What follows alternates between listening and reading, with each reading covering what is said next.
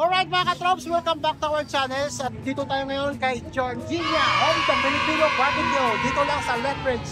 Nagsimula to noong 2023. So ngayon, nandito yung mga mayari. At interview natin sila kung ano yung mga parating na promotion. Alright, so madam, sir, ano ang pangalan mo ulit, sir? Norman. Norman, ito si Parang Norman. Eh, kamusta? Anong meron dito kay Georgina Barbecue? Meron tayong pork barbecue,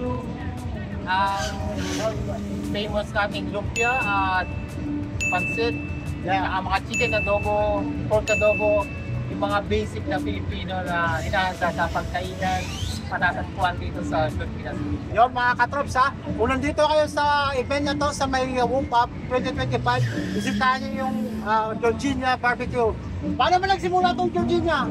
Pa-order lang ng mga kaibigan, and then habang tumatagal, lumalakas, kaya naisipan ko bakit hindi na lang mag-legitimate na business. Ang galing, ang galing. Para at least ma-introduce ang Filipino food sa community. Yes. Yon mga katrops, nakita nyo naman kung gaano ka-successful itong Georgina. Tingnan nyo yung customer nila, o. Ayan, o. Hi guys! Wow. Wow. Sir, taga-saan na kayo sa Pilipinas? Isabela kami, San Mano, mga Ilocano. Ilocano, batiin yung mga taga-Pilipinas.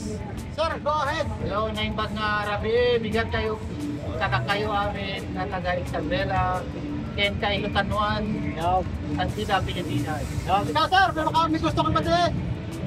Hi baby. Medyo kalaki sir, ito panganay. Ito si madam. And si Norma. Si Norma.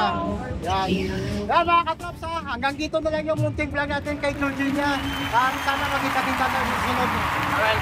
Sige, Thank you. Sige, bye-bye. See you next one. Salamat. Peace out.